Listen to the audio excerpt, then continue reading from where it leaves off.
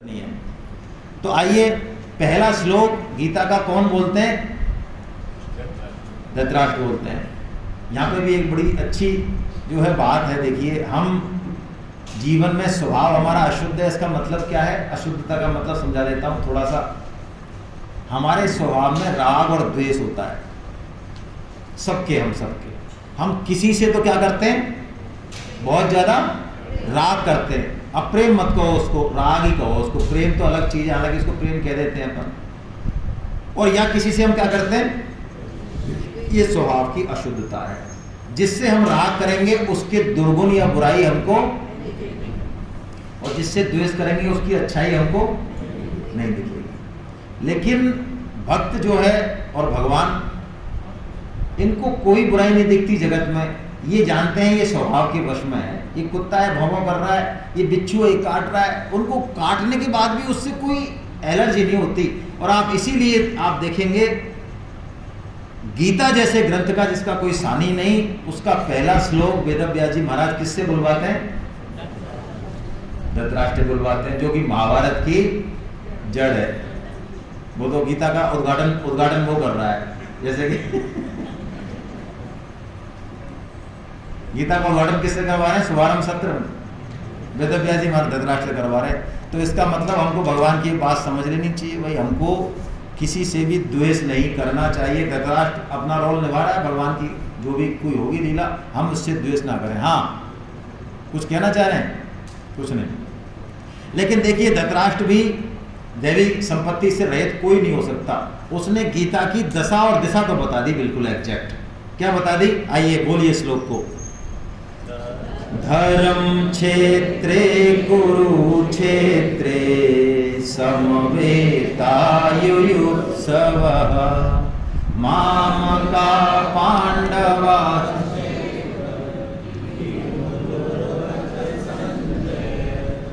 वो कह रहे हैं धर्म क्षेत्रे कुरुक्षेत्रे। एक तो कुरुक्षेत्र को उन्होंने क्या बता दिया? ये कुरुक्षेत्र हमारा जीवन है, हमारा जो कार्य क्षेत्र है, जहाँ भी हम पूरी जिंदगी काम करेंगे, मिलेंगे लोगों से, है ना, ये सब हमारा कुरुक्षेत्र है। इस कुरुक्षेत्र को हम धर्म क्षेत्र कैसे बनाएं, इसको मोक्ष प्राप्ति की सीढ़ी कैसे बनाएं? ये शरीर है तो मलमूत्र का भांड, तदपि अध्रुवम क्षण भंगुर है। लेकिन इसमें एक ऐसी जोरदार बात है कि ये उस शाश्वत सुख की प्राप्ति करा सकता है, उस भगवत प्राप्ति करा सकता है, जो किसी भी और योनि में संभव नहीं है। तो गीता का जो टारगेट है, गीता की जो दशा और दिशा है, वो यही है कि हम अपने अपने कुरुक्षेत्र को क्या बना लें। इसके लिए गीता क्या बात करेगी? सबसे पहले धर्म की बात की गीता ने। धर्म का मतलब गीता में है कर्तव्य पालन। हम अपना कर्तव्य पालन कैसे करें, ये गीता का कोर सब्जेक्ट है। कर्तव्य पालन हम कैसे करते हैं? हमारी अभी कोई ना कोई पहचान है, शरीर को लेके पहचान है ना, स्त्री की, पुरुष की। भारतवासी हैं हम, गाजियाबाद वासी हैं हम, या हम साधक हैं, या स्टूडेंट हैं, या बिजनेसमैन हैं, नौकरी वाले, जो भी कोई हमारी शरीर को लेके जितनी भी पहचान है, उस पहचान को लेके हमारी कोई ना कोई वहाँ पर ड्यूटी है कि नहीं? पिता को लेके, पुत्र को लेके, पत्नी को लेके, भारतवासी को लेके, बिजनेसमैन को लेके, सबको लेके ड्यूटी है। उस ड्यूटी को हम ठीक से कैसे करें, ये तो पहली बात। ये तो हम सबकी अलग अलग ड्यूटी हो गई। तो हम ठीक से उस ड्यूटी को पहचान लें, और उस ड्यूटी को करने का तरीका क्या है। कर तो अभी भी रहे हम, कर तो हम अभी भी रहे, लेकिन उस करने से बात बन नहीं रही। तो उस कर्तव्य कर्म को हम कैसे करें, गीता वो रसायन बताएगी हमको, वो शैली बताएगी आगे। दूसरी बात, ये कर्तव्य कर्म हो गया। दूसरी बात, शरीर को लेके तो कर्तव्य कर्म अलग अलग हो सकते हैं, लेकिन आत्मा को लेके हम सबका कर्तव्य कर्म एक ही है। क्योंकि आत्म तत्व के लेवल पे हम अलग अलग नहीं है। स्त्री पुरुष होना भी अलग अलग शरीर के लेवल पे, ये मूल में हम एक ही हैं सब। तो सबकी एक ही ड्यूटी है, क्या? भगवान श्री कृष्ण के काम आ जाना, उनकी आज्ञा का पालन करना। और ये जो हमारे वर्णाश्रम धर्म हैं, ये जो हमारी ड्यूटी हैं, इनको हम इस तरह से चैनलाइज करेंगे कि हमको अपने लक्ष्य की प्राप्ति हो जाए। ये गीता का कोर सब्जेक्ट है, ये गीता की लाइन ऑफ एक्शन है, धर्म क्षेत्रे कुरुक्षेत्रे। ये धृतराष्ट्र के श्रीमुख से निकलवा लिए, मैं तो ये कहता हूँ भगवान ने। अब धृतराष्ट्र की असली वृत्ति निकल रही है अंदर से। वो क्या प्रश्न कर रहा है कि मेरे और पांडु पुत्रों ने क्या किया, ये संजय से पूछ रहा है।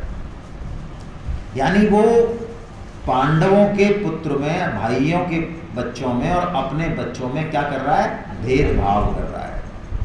ये भेदभाव वृत्ति, ये दुभाद जिसे हमारी भाषा में कहते हैं हम, ये धृतराष्ट्र वृत्ति है जो हम सबके अंदर खूब भरी हुई है, कूट कूट के। भाई ऐसी तो बात नहीं है, मनोवृत्ति की तो बात है। पहले 6-6, 8-8, 10-10 भाई बहन हुआ करते थे ना, अभी भी होते हैं कुछ के, तो अच्छी बात है। तो जिसको हम अपना मान लेते हैं उसके प्रति तो हमारा भाव कैसा होता है। मान लो हमारे 1 या 2 बच्चे हैं और भाई के 2 बच्चे और आ गए, या बहन के आ गए, या जिसके भी आ गए, और रिश्तेदारों के, तो उनके प्रति हमारा उस तरह का भाव। अच्छा वो हमारे होते तो फिर तो 4 ही होते, भले 6 होते, फिर भाव बराबर होता। धृतराष्ट्र भी पांडवों के पुत्रों को अपना नहीं कह पा रहे हैं, जबकि वो धृतराष्ट्र के पूरी तरह से आज्ञा का पालन फिर भी नहीं कह पा रहे। वो क्या कह रहे हैं, माम का कह रहे हैं। किसको, दुर्योधन आदि को तो क्या कह रहे हैं, मेरे मेरे। हम भी इस संसार में 2 डिपार्टमेंट कर बैठते हैं, एक तो मेरा और एक जो मेरा नहीं है। व्यवहार के लिए तेरा मेरा जरूरी है, होता भी है, लेकिन आत्मिक रूप से भेद नहीं होना चाहिए। ये इस श्लोक का मंतव्य है। अब संजय वर्णन कर रहे हैं कि महाराज देखो आपके पुत्र ने क्या किया। दुर्योधन ने, वो पहले गया द्रोणाचार्य के पास और उनको बताया कि देखो महाराज हमारी कितनी बड़ी सेना है, आप देखो, मैं बताता हूँ आपको नाम, और पांडवों की कैसी कैसी सेना है, और वो वर्णन कर रहा है। और वर्णन करने के बाद भी कौरव पक्ष में 11 अक्षौणी सेना है, लेकिन फिर भी दुर्योधन के मन में भय है। अपर्याप्तम तदस्माकम बलम भीष्माभिरक्षितम। वो अपनी सेना को अपर्याप्त बता रहा है। क्यों बता रहा है, कारण तो वो ये दे रहा है कि हमारे सेनापति कौन है, भीष्म। जो भीष्म कैसे हैं, उभय पक्षपाती। का क्या मतलब, वो लड़ तो इधर से रहे लेकिन उनका मन पांडवों की तरफ है। तो बताओ हम कैसे जीतेंगे। और उनके सेनापति हैं तो धृष्टद्युम्न, हालांकि, लेकिन दुर्योधन को धृष्टद्युम्न से कुछ नहीं डर रहा है। उसको दुर्योधन को क्या दिखाई दे रहा है, आपने टक्कर का वो एक ही मानता है, अर्जुन को भी नहीं मानता है। वो पांडव सेना में एक ही आदमी को मानता है अपने बराबर का। किसको, भीम को मानता है वो बस। तो वो कहता है उधर वो भीम है, तो भीम तो पूरी तरह से चकनाचूर करने के लिए हमको, इसलिए हमारा थोड़ा सा गड़बड़ है मामला है। वो ये कह रहा है। अच्छा, दुर्योधन सबका वर्णन करता है, इधर उधर दोनों तरफ देख के सबका वर्णन करता है, लेकिन कहीं आपको कोई श्लोक मिला गया इसमें श्री कृष्ण का वर्णन करता हो? श्री कृष्ण नहीं दिख रहे हैं उनको। तो दुर्योधन वृत्ति क्या है, हमारे जीवन में हमें श्री कृष्ण की कोई जरूरत महसूस ही नहीं होगी। कितने साल के हो गए, 60 साल के भाई साहब, अब तक हमारा बिना श्री कृष्ण काम चली गया ना। बढ़िया, बताओ कहाँ जरूरत पड़ी, बताओ। आप ही गीता की और गीता वाले श्री कृष्ण की हवा पानी रोटी ये तो बिना मांगे देते ही। वैसे भी आपने खुद नहीं कहा था गीता में, ऐसा तो है नहीं पूजा वालों को देते हो, मंत्र बोलते हो उनको देते हो, श्लोक बोलते नहीं बोलते हैं उनको भी दे देते हैं। जैसे हमारे सीवी सिंह जी, आप श्लोक बोलो चाहे मत बोलो, सबको भोजन कराएंगे तो करो।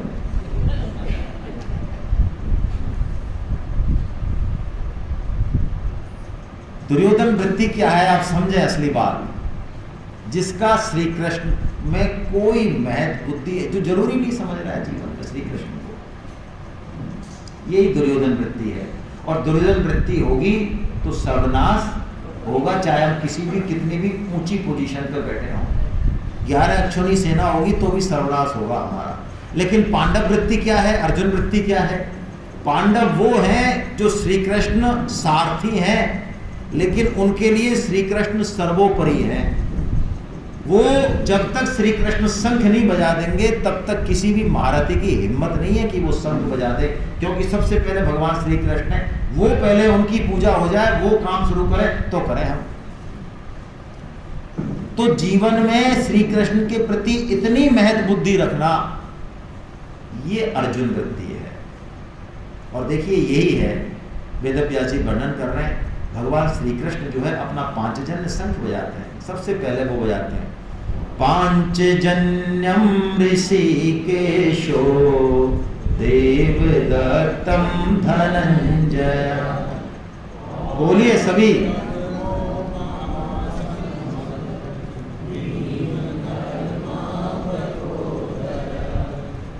संस्कृत बोलने से आपका चेहरा सुंदर होता है।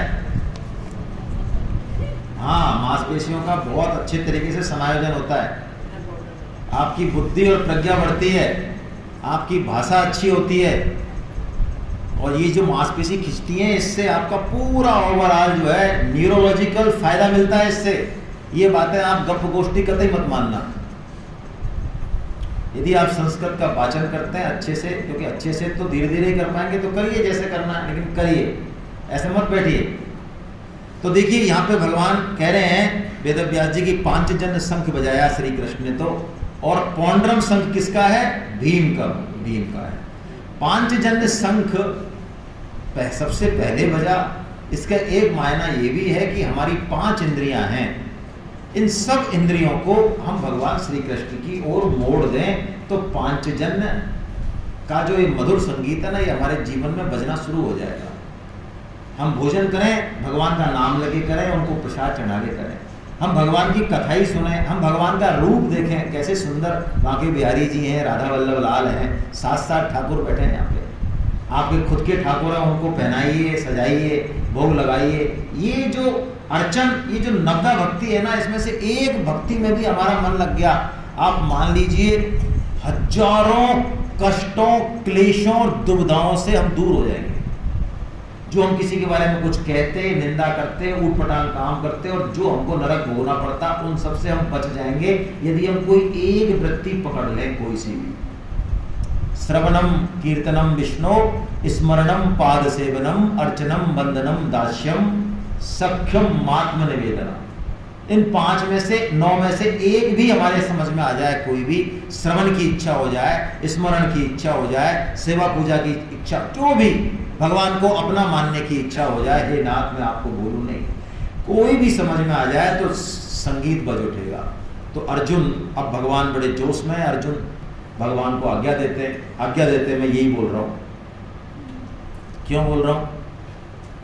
क्योंकि भगवान को मजा आता है भक्तों की आज्ञा पालन करने, भगवान को मजा आता है भक्तों की नौकरी।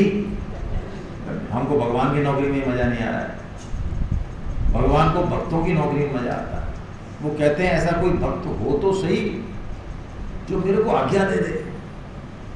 प्रेम की वो अधिकता तो हो, जैसे छोटा बच्चा माँ को आज्ञा देता है, हक जमाता है उसको, ये कर मेरे लिए, नहीं ये कर, अभी कर। अरे स्वामी जी कहते हैं माँ की गोदी में बैठा है पट्टा, और जो है माँ इधर उधर थोड़ा बहुत कंट्रोल करना चाह रही है कोई चीज को, तो माँ की ठोड़ी को अपने उंगली से ले आता है, इधर देख, इधर देख, मेरी तरफ देख। अरे तेरी तरफ भी देखते रहिए, कुछ काम नहीं करना है क्या? अब बताइए कितना हक है, ये कितना प्रेम है। ऐसा प्रेम जब होता है तो आज्ञा होती है, फिर वो आज्ञा भी पूजा है अपने आप में। तो भगवान को आज्ञा देते हैं अर्जुन की, जरा खड़ा करो मेरे रथ को, जरा देखूं ये दुर्योधन में से और कौन कौन योद्धा आए जो मेरे साथ लड़ना चाहते हैं। अभी तो मैंने इनको जो हराया है, विराट का युद्ध हुआ अभी तो, जिसमें सब थे ये योद्धा, और अर्जुन तो किसकी वेश में थे? ब्रह्मलला के वेश में थे। अकेले अर्जुन ने इन सब योद्धाओं को पराजित किया था। तो अर्जुन कहते हैं यावदेतान निरीक्षे हम यते अत्र समागता धातराष्ट्रा दुर्बुद्धे युद्धे प्रिय चिकीर्षवा युद्धमानान अनवेक्ष्य हम, है ना, गलत बोल दिया मैंने ऊपर का, है ना। यावदेतान निरीक्षे हम योद्धु कामान नवस्थितान, है ना, युद्ध की इच्छा वाले जो आए, जरा दिखाओ मुझे कौन कौन आए। तो भगवान कहते हैं मैं दिखाता हूं तेरे को अभी। तो कहां खड़ा कर देते हैं भगवान रथ को? भीष्म द्रोण के, इनको देख ले पहले, बाकी तो बाद में देख लेना। जैसे कि स्वामी जी कहते हैं कि यदि आपको कर्मयोग का आचरण करना है, आप कर्मयोगी बनना चाहते हैं, वैसा हम तो बहुत तगड़े कर्मयोगी हैं स्वामी जी तुम्हारी कसम। अच्छा, पूरे समाज की सेवा करते हैं, कंबल बांटते हैं, खाना खिलाते हैं, खूब जय जयकार होती है हमारी। अच्छा, घर में सेवा करते हो? अरे घर में तो वही रिजेक्टेड पीस रहते हैं। आप हमारी पत्नी को जानते हो, पति को जानते हो, उनकी सेवा कर सकते हैं क्या, बताओ भला? तो स्वामी जी कहते हैं पूरे संसार की सेवा कर ले, लेकिन तेरा कर्मयोग पूरा। हाँ, तूने 4 आदमियों की, 3 आदमियों की, 2 आदमियों की जो दुनिया के सबसे रिजेक्टेड पीस हैं, यदि तूने उनकी सेवा कर दी, उनके प्रति कर्मयोग घट गया, तो पूरे संसार के प्रति तेरा कर्मयोग पूरा हो गया, तेरे को जाने की जरूरत ही नहीं है। तो अर्जुन से कह रहे भगवान तू पहले इन 2 को देख ले बस, बाकी तो तू बाद में देख लेना। किनको? भीष्म और भगवान एक बड़ी गूढ़ावी संधि से बोलते हैं, क्योंकि भगवान गीता को प्रकट करना चाह रहे हैं ना। यदि नहीं चाहते तो अर्जुन को ऐसी जगह खड़ा कर देते, तो गाजर मूली की तरह काट देता अर्जुन। कोई पहला चांस थोड़ी है अर्जुन का। अरे कोई पहला युद्ध है क्या? अर्जुन की गांडीव जब का टंकार होती है ना, तो खाली हो जाता है मैदान। ऐसा है अर्जुन, पूरे युद्ध का सेंटर है अर्जुन। मजाक नहीं है, अर्जुन नर नारायण है भाई। लेकिन भगवान गीता को प्रकट करना चाह रहे हैं, तो अर्जुन को कहते हैं लो भाई साहब इन 2 को देखो आप, भीष्म द्रोण प्रमुख थे। और कहते हैं उवाच पार्थ पश्येतान् समवेतान् कुरुनिति। बड़े रैश में संबोधन है। स्वामी जी कहते हैं भगवान ने कौरव पांडव कुछ नहीं कहा, उनका सबको कहा तू सबको देख।